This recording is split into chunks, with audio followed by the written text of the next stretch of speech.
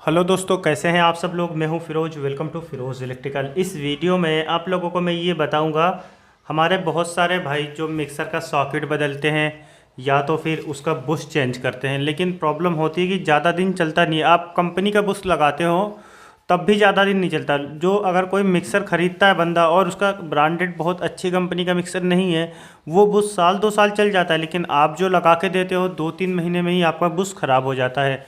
तो इस वीडियो में मैं आपको बताऊंगा जो बुश लगाने का सही तरीका होता है वो क्या है दोस्तों, और कैसे आपको पता लगेगा कि इस जार में ये वाला ब्लेड सेट होगा। हमारे कई भाई कमेंट कर रहे थे कि आपने पता चले कि ब्लेड कोई सा और लगा है, साफ्ट कोई सी और लगी है और बुश कोई और सा लगा दिया आपने, तो वो ज़्यादा चलता नहीं है, बार बार बुश ख़राब होता है। तो हम आपको एकदम बताएंगे किस तरीके से आपको पहचानना होता है जार देख के कि इसमें कौन सा ब्लेड लगेगा, कैसा ब्लेड हमें लगाना चाहिए या फिर कैसा बुश लगाना चाहिए। हमारे बहुत सारे भाई क्या होता है, माना आपकी दुकान पे ये सॉकेट चेंज होने के लिए आया, ये सॉकेट आप चेंज करते हो और उसका जो साफ्ट होता है वही लगा देते हो, उस टाइम भी प्रॉब्लम होती है। मैं आपको इसमें क्लियर बताऊंगा अगर आपने सॉकेट चेंज किया है तो उसके साथ में आपको क्या क्या बदलना पड़ेगा, या फिर उसके साथ में क्या उसकी साफ्ट भी चेंज करनी पड़ेगी या नहीं करनी पड़ेगी, कैसे आपको चेक करना है, या फिर उसमें कितने वार्सल लगाने हैं जो एकदम सही चलेगा। ऐसा तरीका बताऊंगा कि आपका बुश जल्दी कभी ख़राब होगा ही नहीं। अगर आप इस तरीके से सेटिंग करोगे जैसे मैं बताऊंगा तो आपका बुश जल्दी नहीं ख़राब होगा। बहुत सारे भाई ये गलती करते हैं, पहले मैं भी करता था, धीरे धीरे सीखा, इसीलिए मैंने सोचा अपने सब्सक्राइबर को भी बताऊं कि किस तरीके से आपको जो वार्सल की सेटिंग होती है वो करनी होती है, ब्लेड को सेट करना होता है जार में। अगर आपके पास दोस्तों टूल है, सिर्फ इतने टूल हैं, आप इन टूल की मदद से दिन के 500 से 1000 रुपये आराम से कमा सकते हो। बहुत ज़्यादा नहीं, लेकिन 1000 रुपये आप कमा लोगे। लेकिन ऐसे नहीं कभी आप गांव में सोचो यहाँ पे इतना कमाएगा, नहीं आता है। अगर आप किसी शहर में हो दोस्तों और भीड़ भाड़ का एरिया है, भीड़ भाड़ ज़्यादा है वहाँ पर, तो फिर दोस्तों बहुत ज़्यादा मिक्सर ग्राइंडर का बहुत ज़्यादा काम आता है और इसमें ज़्यादा टूल नहीं लगते। सिर्फ इतने ही टूल से आप अच्छा खासा पैसा कमा सकते हो दोस्त। टूल नहीं है तो पास की दुकान से टूल खरीद लो, और अगर आपके पास में इतना बजट नहीं है दोस्तों तो आपके पास में एक सिंपल प्लास खरीद लेना, और एक ये कपलिंग चाबी खरीद लेना, एक ये सॉकेट पाना खरीद लेना, एक ये टफ हैंडल खरीद लेना। और ये पेचकस भी खरीदने की ज़रूरत नहीं है, अगर नॉर्मल पेचकस है तो वहाँ से कट मार के आप जुगाड़ से पेचकस भी बना सकते हो ये वाला। सिर्फ ये इतने आइटम खरीद के, आप काम को स्टार्ट करो पहले। उसके बाद जब थोड़ा सा काम हो जाए तो जो सबसे ज़्यादा ज़रूरी टूल होता है इसका, ये बम्बू भी खरीद लेना बुश बदलने के लिए। पहले मैं क्या करता था, जब मुझ पर बम्बू नहीं था तो मैं जार का बुश नहीं चेंज करता था, डायरेक्ट सॉकेट ही चेंज कर देता था। तो आप स्टार्टिंग में थोड़ा बहुत कर सकते हो, पहले सॉकेट ही चेंज कर दो अगर आपके पास प्रॉपर टूल नहीं है उस टाइम पर। उसके बाद में धीरे धीरे जब आपके पास पैसा आ जाए तो बम्बू और सेट भी खरीद लो या फिर पूरा सेट खरीद लो, और अच्छा खासा पैसा कमा सकते हो आप ये टूल खरीद के, काम करके।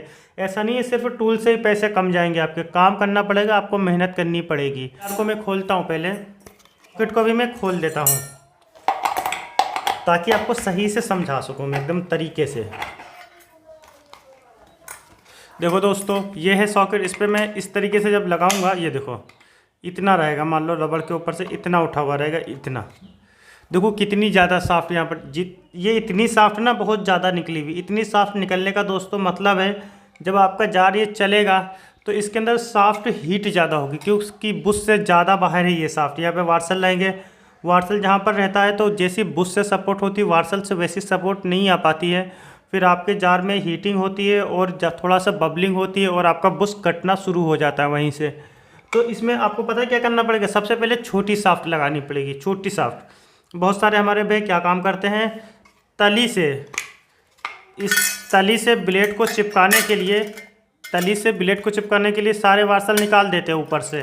फिर ये नीचे साफ्ट ज़्यादा निकल जाती है, जितनी निकलनी चाहिए उससे ज़्यादा। फिर ये बुश वाली प्रॉब्लम, यही प्रॉब्लम होती है, इसी वजह से बुश ज़्यादा करता है। देखिए जैसे ये साफ्ट है, इस वाले सॉकेट में अगर हम लगाएंगे, इस वाले में ये देखो, अब इसके ऊपर जब हम स्टील लगाएंगे तो ये इतना ऊपर आएगा। उसके बाद इसमें एकदम परफेक्ट है ये साफ्ट। मतलब ये साफ्ट जो है ये बड़े बुश के लिए, 089 का जो बड़ा वाला बुश है उसके लिए है ये वाली साफ्ट। और अगर आप इसे 411 वाले सॉकेट में लगाओगे तब नहीं सेट होगा। इसमें पहले दूसरा सॉकेट था, हमने सॉकेट चेंज करा, उसका बुश दूसरा, इससे बड़ा बुश था थोड़ा सा, अब ये बदल गया। तो ये क्योंकि ये ब्रांडेड कंपनी का जार है, उसके बाद में ये प्रॉब्लम हुई दोस्तों। तो आपको ये देखना होता है, अगर आप सॉकेट चेंज कर रहे हो तो मेन मकसद सॉकेट बदलना ही नहीं होता है, आपको उस टाइम ध्यान देना होता है। हमारा अगर कस्टमर साहब पैसे बता रहे हो, सॉकेट सॉकेट के मत बताओ, पहले ही सोच लो आपको उसमें कौन सा सॉकेट लगाना है और उसके अंदर इसकी ये साफ्ट सूटेबल होगी या नहीं होगी, या आपको साफ्ट भी चेंज करनी होगी। अगर ऐसा कोई दिक्कत है तो आप पहले ही कस्टमर से साफ्ट के पैसे भी बता दो कि भाई अगर हम ये सॉकेट चेंज करेंगे या वो इसकी जगह ये या फिर इसकी जगह ये लगाएंगे तो इसके साथ पे हमें आपके जार की साफ्ट भी चेंज करनी पड़ेगी और उसका पैसा आपको अलग से पे करना होगा। एक तो आपको इस तरीके से काम करना है। दूसरी बात, आपको नॉर्मल, अगर मैं सही तरीका बताऊं जो एकदम प्रॉपर तरीका है, या फिर आप किसी कंपनी के ब्रांडेड जार में देखोगे तो आपको सिर्फ यहाँ पर 2 से 3 वार्सल लगाने होते हैं। 2 से 3 वार्सल एक लिमिट होती है, बस 2 लगाओ या 1 लगाओ, 3 से ज़्यादा तो कभी मत लगाना, वरना बार बार बुश ख़राब होने की प्रॉब्लम होगी आपके जार में। और सेम चीज़ यही ऊपर वाले में। बहुत सारे लोग क्या सोचेंगे, यार अगर मैं ऊपर इतने सारे वार्सल नहीं लगाऊंगा, 8-10 वार्सल नहीं लगाऊंगा, इतना ऊपर नहीं करूंगा तो हमारा ब्लेड स्टील में टकराएगा। कुछ लोग ये सोचते हैं। तो आपको क्या करना होता है उस टाइम पर, माना भैया अगर आप इस तरीके से सेट कर रहे हो, इसे इस तरीके से आपने सेट करा और अब आप सोच रहे हो भैया इसमें तो ज़्यादा ही वार्सल लगाने पड़ेंगे। मैं कह रहा था कि 1-2 वार्सल लगाओ और काम को चला दो, चल जाएगा जार। लेकिन ये टकरा रहा है इसमें, जब तक आप इतना ऊपर नहीं करोगे, इतना ऊपर का मतलब है इसमें कम से कम 6-7 वार्सल लगाने पड़ेंगे। तो आप कंफ्यूज हो गए, अब क्या करना होगा। अगर ज़्यादा वार्सल लगाऊंगा तो आपका सॉकेट भी ख़राब हो सकता है, बुश ख़राब होगा, और कम वार्सल लगाता हूँ तो ये ब्लेड इसमें से टकराएगा। तो सिंपल आप क्या करो, ब्लेड को हल्का सा मोड़ दो, या तो फिर प्लास से ऊपर की तरफ, या फिर दूसरा आप ब्लेड को चेंज कर दो।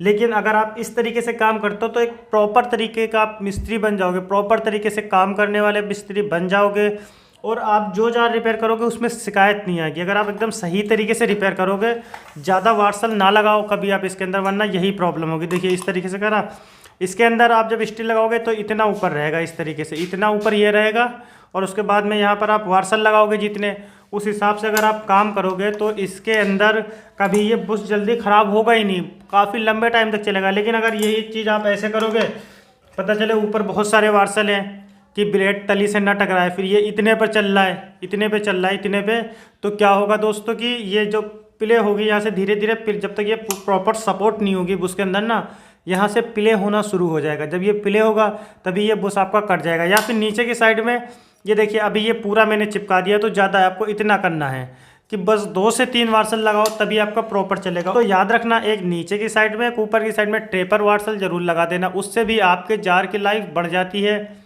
और एक बात और बताऊँ दोस्तों मैं आपको, बहुत सारे लोग क्या कहते हैं, बुश लगाया या सॉकेट लगाया, साफ्ट नहीं जा रही है तो सीधा टफ हैंडल लगाया और बस टफ हैंडल का यूज़ करा, भाई अब तो सही है, चलो हो गया काम।